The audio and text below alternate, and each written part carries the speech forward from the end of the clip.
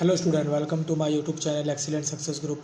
तो स्टूडेंट, आज हम डिस्कस करेंगे क्लास 9 में चैप्टर 10 सर्कल के इंपॉर्टेंट क्वेश्चन नंबर 1 में बोला गया है in a figure A O B is a diameter. जो हमें फिगर में दिखाई दे रहा है ए ओ बी हमारा डायमीटर है and A C equal to B C की है। जो हमारी ए सी लाइन है वो इक्वल है बी सी की। ये बात हमें क्वेश्चन में गिवन है।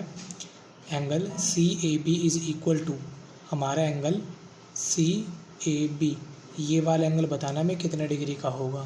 ठीक, सबसे पहले तो हमें मालूम होना चाहिए अगर हम सेमी सर्कल में कोई ट्रायंगल बनाते हैं तो वो ऑलवेज राइट ट्रायंगल ही होता है। ये हमारा कौन होगा? राइट ट्रायंगल होगा। Angle A C B equal to 90 degree. क्यों? एंगल इन सेमी सर्कल, अगर सेमी सर्कल में कोई हम ट्रायंगल बनाएंगे तो हमेशा 90 डिग्री का होगा। हमें ये वाला एंगल निकालना है। ठीक, लेकिन हमारे पास गिवन है कि ये ट्रायंगल जो है इसकी दोनों साइडें इक्वल है। अगर किसी ट्रायंगल की दोनों साइडें इक्वल हों तो उनके अपोजिट एंगल भी क्या होते हैं? इक्वल होते हैं। जितना मेरा ये एंगल होगा उतना ही मेरा ये एंगल होगा। मान लो इसे एक्स और इसे भी क्या मान लेते हैं? एक्स। अगर मेरी ए सी बराबर बी सी की है तो angle C A B equal होगा एंगल सी बी ए के। रीज़न हो जाएगा angle opposite to equal side are equal. ठीक है, अगर साइड इक्वल है तो अपोजिट एंगल इक्वल होंगे। तो मैंने इसे एक्स मान लिया और इसे भी मैंने क्या मान लिया? एक्स मान लिया। ट्रायंगल में तीनों एंगल का सम कितना होता है? 180 डिग्री। तो मैंने लिखा in a triangle C A B, angle C A B plus C B A plus A C B equal to 180 degree. Reason आ जाएगा एंगल सम प्रॉपर्टी। इसके अकॉर्डिंगली तीनों का सम कितना होता है? 180 डिग्री। हमें ये दे रखा है सी ए बी एक्स, ये भी एक्स, और ये हमें दे रखा है 90 डिग्री इक्वल टू 180। प्लस का 90 उधर ये एक्स को आ जाएगा माइनस का, हमारा 1x और 1x ये हो जाएगा 2x। ठीक है, 180 में से 90 का 90 मल्टीप्लाई में है तो ये आ जाएगा डिवाइड में। ये मेरा आगे 45 डिग्री। ऑप्शन हो जाएगा बी। और इसी के साथ क्वेश्चन नंबर 1 यहाँ पे कंप्लीट। अब डिस्कस करते हैं क्वेश्चन नंबर 2। क्वेश्चन नंबर 2 की फिगर मैंने यहाँ पे ऑलरेडी इंट्रो कर रखी है। बोला गया है फिगर में ए बी और सी डी 2 इक्वल कॉर्ड है। जो ए बी कॉर्ड है और सी डी कॉर्ड है दोनों इक्वल है। Of a circle with centre O, O P and O Q are perpendicular on the chord A B and C D respectively. जो O P है वो क्या इस पर परपेंडिकुलर है, मतलब ये 90 डिग्री बनाती है और ये भी 90 डिग्री बनाता है, O P and O Q.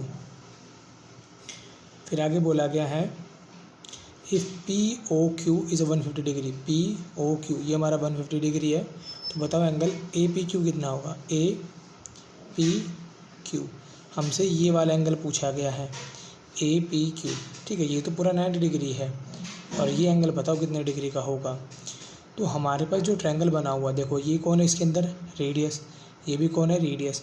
जो हमारा ट्रायंगल है वो कुछ इस तरीके का बना हुआ है, पी ओ क्यू।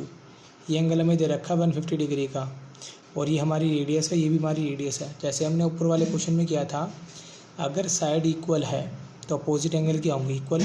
तो इसे भी मान लेते हैं एक्स, इसे भी क्या मान लेते हैं? एक्स मान लेते हैं। क्यों मान लेते हैं? क्योंकि पी ओ और ओ क्यू दोनों की दोनों कौन है? मेरी रेडियस। रेडियस है तो अपोजिट एंगल क्या होंगे? इक्वल होंगे। Angle O P Q, angle O Q P equal होंगे एक्स के। रीज़न क्या हो जाएगा?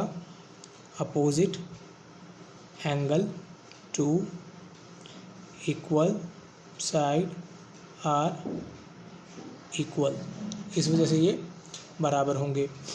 तो अब मैंने लिया in triangle P O Q, ये एंगल कितना है मेरा? एक्स, ये कितना है? एक्स, और ये मेरा कितना है? 150 डिग्री।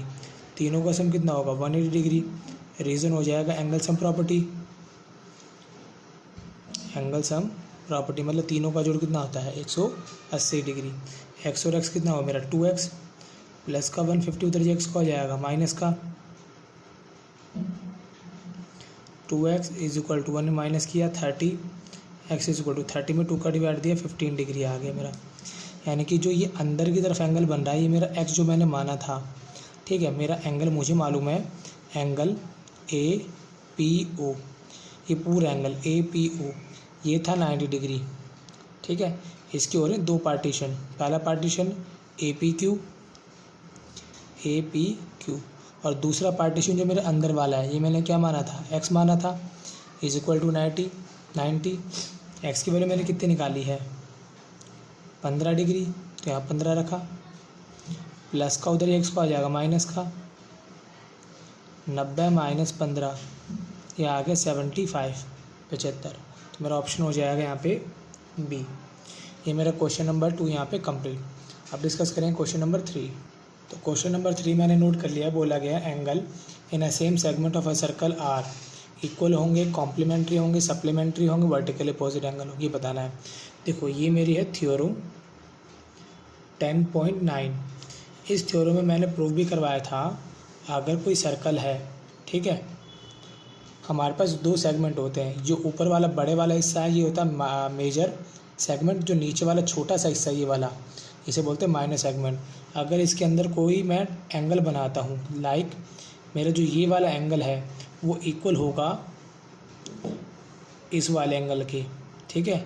इसको हमने थ्योरम के अंदर प्रूफ किया था। तो ये 1 मार्क्स का क्वेश्चन है, तो डायरेक्टली लिख सकते हैं कि अगर एंगल इन सेम सेगमेंट होते हैं तो वो क्या होते हैं, इक्वल, चाहे माइनर के हो या मेजर के हो। माइनर में भी इसी तरीके से होगा, ये जो मेरा एंगल होगा जितना होगा उतना ही मेरा ये वाला एंगल होगा, ठीक है।